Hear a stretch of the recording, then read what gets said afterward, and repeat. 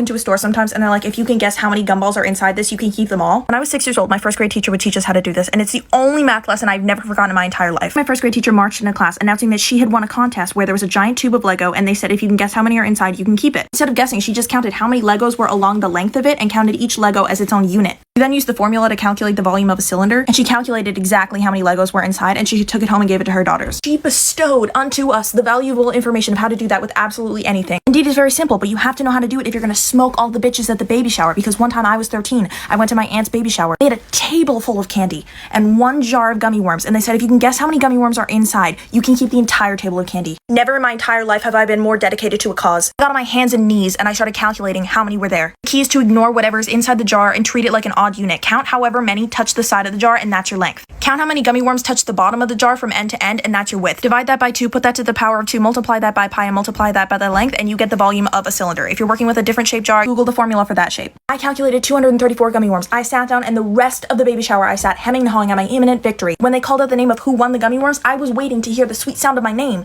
and they called out the name Deborah.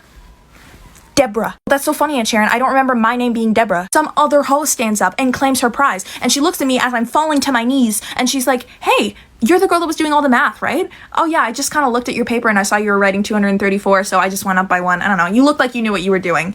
I guessed 234. She went up by 1 and got the number exactly right because of me. That day I learned 2 things. Number 1, even at a celebration of birth, you cannot trust a single bitch. And number 2, never ever turn your back to a bitch named Deborah.